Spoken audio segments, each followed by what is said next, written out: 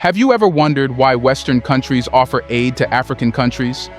Well, it might appear that they are doing this for goodwill and humanity, but there are always ulterior motives. It's just so hypocritical to say that we will offer you aid to fight poverty, but we will stop it if you do not follow our orders. Indirectly, it means blackmailing and attaching strings with the offered aid. Until now, because African countries have been in dire need of aid, they accepted all Western terms. But not anymore. Burundi has become the latest African country to openly reject Western aid if it means accepting LGBTQ. What more has Burundi's president said that has failed the West's plan to introduce destruction in African society? Let's find out.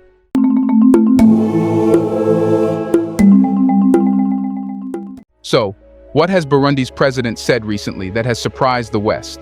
The president of Burundi recently came out saying, same-sex marriages are not welcomed in Burundi. It's a firm stance, and there is no wiggle room here. It's because he is serious about preserving Burundi's integrity and cultural identity, no matter the cost. He even went to the lengths of declaring that Burundi is not interested in any aid or funding if it's tied to the LGBTQ agenda. It's pretty noteworthy, a leader from a smaller African nation, not usually in the spotlight, taking on the big guns, especially those in the West. He's saying no, loud and clear, and ready to take whatever heat comes his way. It's not every day you see an African leader sticking to Western expectations like this. Taking a broader look at the continent, Uganda dropped a tough anti-LGBTQ law. When Uganda made this move, LGBTQ groups and human rights communities felt the heat. The West hit back by removing visas. This was a great shock for the elite community in Africa, who are exposed to a bit of snobbery. They feel superior for having access to America. But they forget that America is not theirs to claim. It has got its own bosses, and when they say jump, these elites ask how high.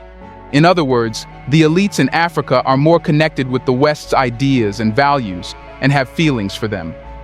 It's because, during colonialism, these elites probably sided with the colonizers and accepted rewards. Therefore, today, they have fallen prey to Stockholm Syndrome. However, the remaining ordinary people of Africa find little time to think about things like LGBTQ. It's because making both ends meet and putting food on the table are some priorities Africans spend their time on. However, the West wants Africa to not only adopt LGBTQ but also support it. But the truth is that in societies like that of Africa, it does not suit well. Therefore, Burundi's president went against LGBTQ. It can be argued that his stance is a bit rigid, but the logic behind it is the same. Because he did what he should not have, the West decided to turn the tables on him and his country. The IMF and the World Bank are not stepping up with any assistance, and the Burundi's president does not care about it. On one hand, he might get support for standing up for morality and African values, but on the other hand, Burundi is a small, landlocked country with limited resources and internal political issues. Is this the smartest move? Especially in the volatile political climate? Timing is key. But what more have African countries done against the LGBTQ? Uganda's President Yoweri Museveni approved one of the world's toughest anti-LGBTQ laws, which included the death penalty for aggravated homosexuality, despite facing criticism from Western nations and potential backlash from aid donors. Even though same-sex relationships were already prohibited in Uganda, this new law targeted LGBTQ individuals even more, including lesbian, gay, bisexual, transgender, and queer communities. According to the International Lesbian, Gay, Bisexual, Trans, and Intersex Association, over half of Africa's 54 nations banned consensual same-sex activity. In Somalia, the penal code specified a maximum prison sentence of 3 years, with the death penalty potentially enforced under Sharia law. Similarly, Nigeria's penal code mandated a 14-year imprisonment, with the death penalty applicable in the 12 northern states under Sharia. Despite Mauritania's laws also including the death penalty, there have been no recorded executions since 1987, according to the UN. In Egypt, homosexuality wasn't outlawed, but gay men often faced arrest and charges of debauchery, immorality, or blasphemy. Although some progress had been made in decriminalizing same-sex relationships in select African nations, overall public sentiment starkly contrasted with countries where homosexuality was more accepted. According to a poll by Afrobarometer covering 48,000 respondents across 34 countries in Africa, over 75% across all age brackets expressed strong or moderate dislike of having a gay neighbor. The difference between the youngest demographic, aged 18 to 25, and the oldest, aged 56 and above, was only 3 percentage points. Conversely, over 80% of respondents were significantly more tolerant towards individuals from other social groups. In 2014-15, Afrobarometer also surveyed respondents about their sentiments regarding having a neighbor with HIV or AIDS. 70.5% indicated acceptance or indifference. And now, Burundi's president has stirred things up more. He has suggested that homosexuality is a Western phenomenon and endorsed the stoning of gay individuals. These remarks come at a time when there's a wider crackdown on sexual minorities in Burundi, where LGBT people already grapple with social stigma and the threat of imprisonment for engaging in same-sex relationships. During a recent session in Burundi's eastern region, Ndayishimiye expressed his extreme views, stating, "Accepting homosexuality will bring a curse upon our country." He even went as far as proposing that gay individuals found in Burundi should be taken to a stadium and stoned, dismissing this action as non-sinful. These statements shed light on a growing intolerance towards LGBT individuals in the area. Similar sentiments have been echoed by lawmakers in Kenya, South Sudan, and Tanzania, who are pushing for tougher anti-gay legislation under the guise of protecting African values and sovereignty from perceived Western influence. Ndayishimiye's remarks have sparked outrage among human rights activists, who fear that his words could fuel violence and further marginalize the LGBT community in Burundi. What's more, following President Yoweri Museveni's signing of the law in Uganda, the United States announced visa restrictions for certain Ugandan officials, and the World Bank halted all future financial aid to Uganda. In the months leading up to and following the law's enactment, gay and transgender individuals in Uganda reported experiencing harassment, assault, and eviction from their homes, with some forced to flee the country entirely. Now, chances are the same will be done with Burundi, whose president has given stricter remarks about LGBTQ than Uganda's president. In Kenya, lawmakers and the president criticized the country's Supreme Court last year after it permitted the registration of an LGBTQ association. Additionally, a lawmaker introduced legislation proposing punitive measures, including empowering the public to detain individuals suspected of being gay. Officials in Tanzania, Zambia, and Ghana have also displayed hostility towards gay individuals. Tanzanian authorities announced their intention to prosecute anyone found sharing pro-LGBTQ content online, while Zambian police arrested activists accused of promoting homosexuality. In Guyana, a bill introduced in Parliament seeks to criminalize identifying as queer, suggesting imprisonment or fines for those advocating for sexual and gender minority rights. In 2009, Burundi prohibited consensual gay intimacy under a law signed by then-President Pierre Nkurunziza, an autocratic leader who openly criticized gay individuals. President Ndayishimiye, a retired general who assumed power in 2020 after a disputed election marked by the arrest and torture of opposition activists, has upheld the country's homophobic stance. But how has the U.S. responded to the Burundi president's comments? On Friday, the United States expressed its concern about remarks made by Burundian President Evariste Ndayishimiye, who recently advocated for the stoning of gay individuals in the small African nation. These comments have worsened the crackdown on sexual minorities in a country where LGBT people already endure social exclusion and could face up to 2 years in jail for engaging in same-sex activities. Matthew Miller, a spokesperson for the U.S. State Department, stated, "The United States is deeply troubled by President Ndayishimiye's comments targeting certain vulnerable and marginalized Burundians. We call on all of Burundi's leaders to uphold the inherent dignity and basic rights, including equal access to justice, of every member of Burundian society." While Miller's statement didn't directly mention the remarks about stoning, it highlighted the broader issue of respecting human rights in Burundi. In May, Uganda passed a law imposing the death penalty for specific same-sex offenses. In response, the United States imposed various sanctions, including travel restrictions and removing Uganda from a tariff-free trade agreement. Additionally, prosecutors in Burundi have charged 24 individuals for engaging in same-sex acts and promoting homosexuality. This crackdown on LGBTQ+ rights has drawn condemnation from the United Nations, with UN High Commissioner for Human Rights, Volker Turk, expressing concern about the situation. Turk highlighted the broader trend of increasing hostility towards the rights of LGBTIQ+ individuals in East Africa, including the proposed anti-homosexuality legislation in Uganda. Turk emphasized the urgency of combating bigotry, prejudice, and discrimination, stating, "Encountering such bigotry, prejudice, and discrimination in the 21st century is unacceptable and impedes the progress of all members of society." In May, Uganda passed a law imposing the death penalty for specific same-sex offenses and imposing lengthy prison terms for others. This move received widespread condemnation from Western governments and human rights activists. Burundi's president also encouraged citizens to stone gay individuals, escalating efforts to crack down on sexual minorities in a nation where LGBT people already face social exclusion and potential sentences of up to 2 years in prison if convicted of same-sex acts. In response to Uganda's law in May, the United States imposed various sanctions, including travel restrictions and removing Uganda from a tariff-free trade agreement. Additionally, the World Bank suspended all future loans to the East African nation in protest. Now, it is expected that after Burundi's bold stance on LGBTQ, more sanctions will be imposed, and all aid packages to Burundi will be suspended. That's the only weapon the West can use, accepting that it's a hypocrite and a blackmailer who can stoop so low to get its orders followed. But this will not work this time, as Burundi's president has already exposed the West's possible attack, and he has successfully dissolved it.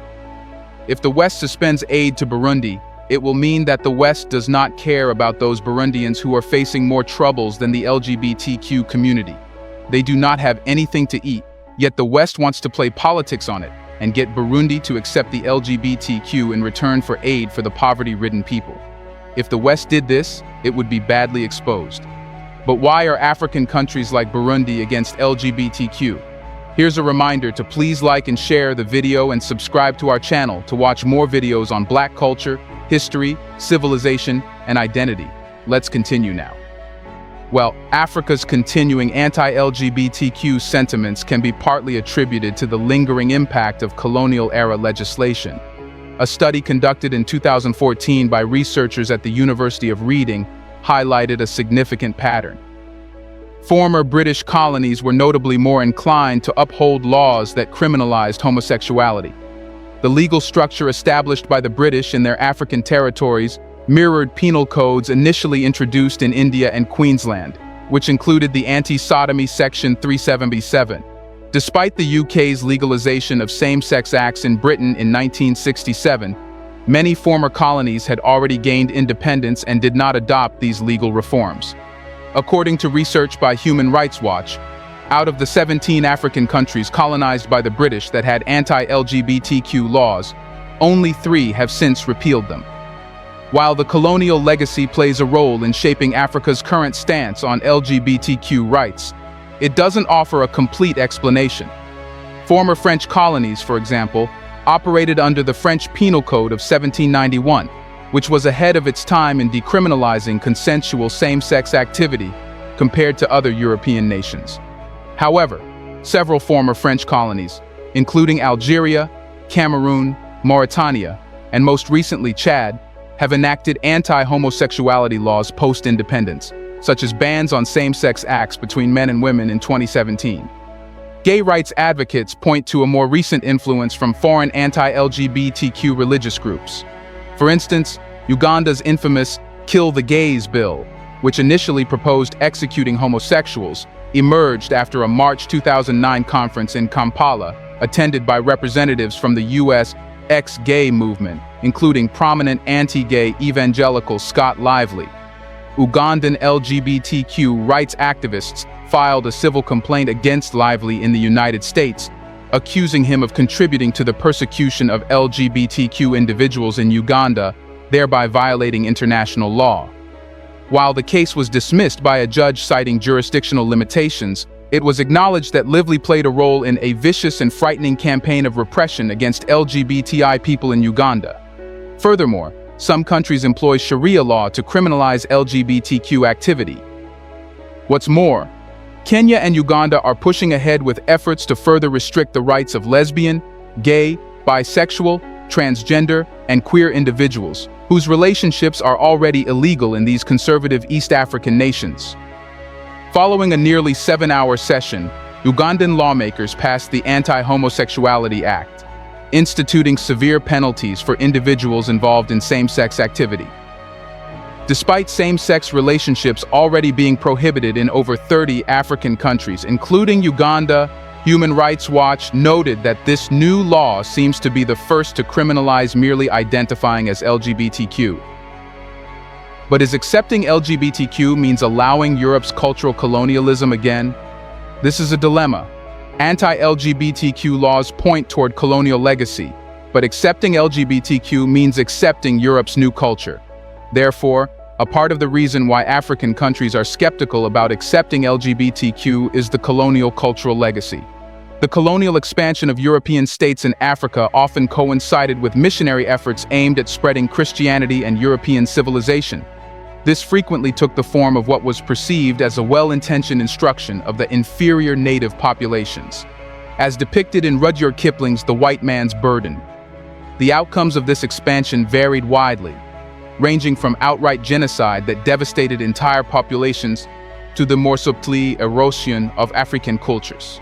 Surprisingly, many intelligent and knowledgeable Africans have, at times, mistakenly viewed culture as simply drumming and dancing, thus overlooking its significant contribution to the struggle for socio-economic development. However, it's crucial to acknowledge that culture, defined as the way of life of a people, encompassing their ideas, actions, and creations, is a major determinant of whether a society progresses rapidly or slowly.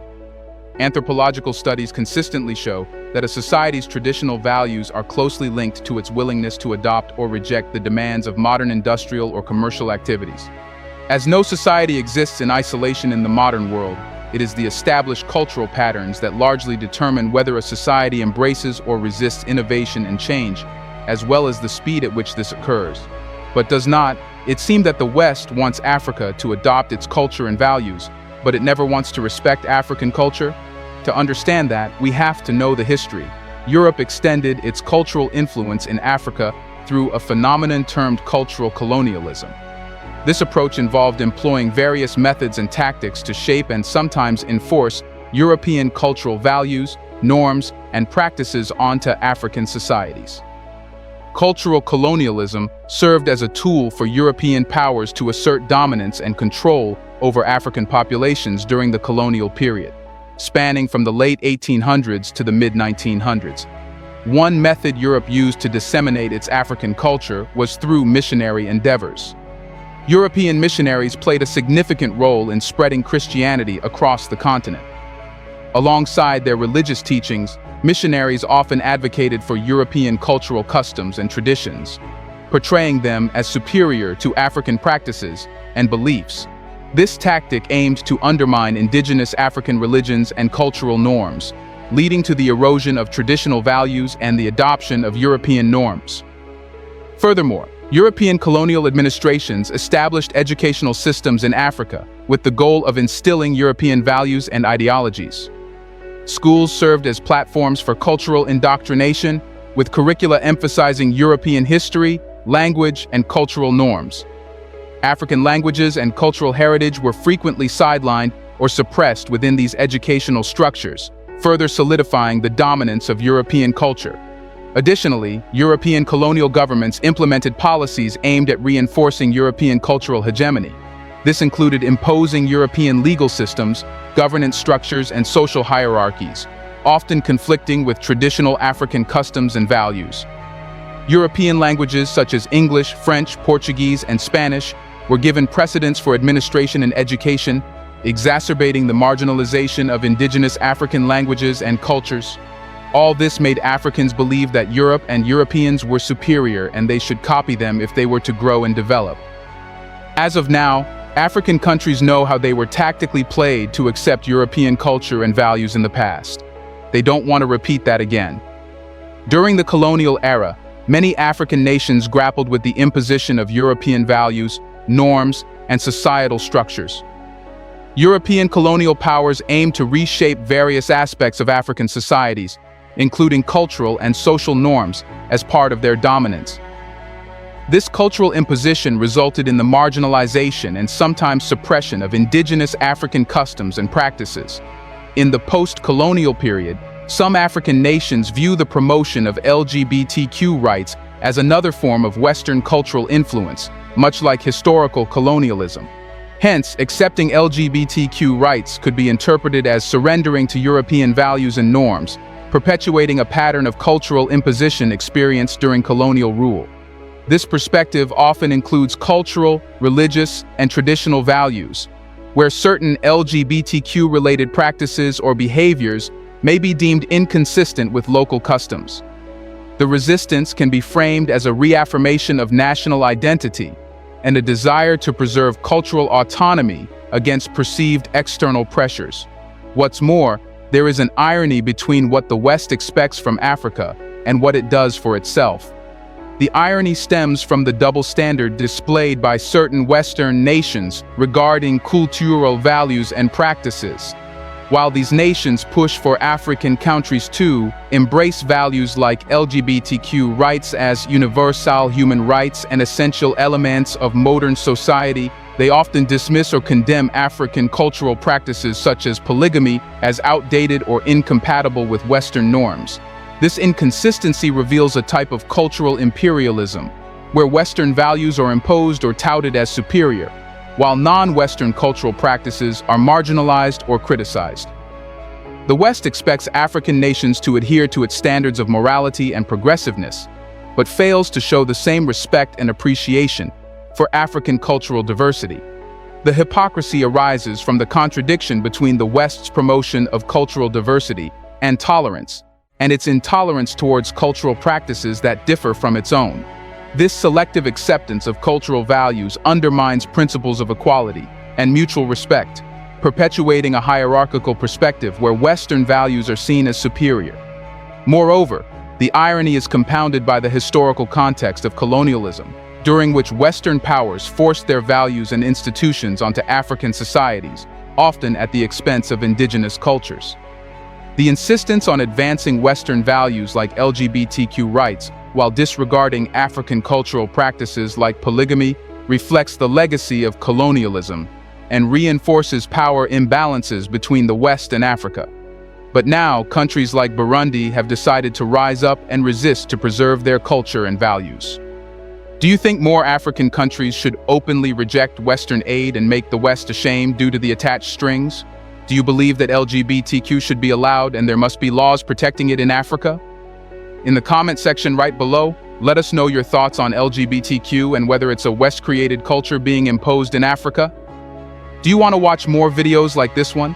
If yes, subscribe to our channel and press the bell icon next to it. We have decided to bring videos on something nobody talks about: the Black culture, civilization, history, and evidence about how glorious Blacks have been. Thanks for watching, and until the next video, stay tuned.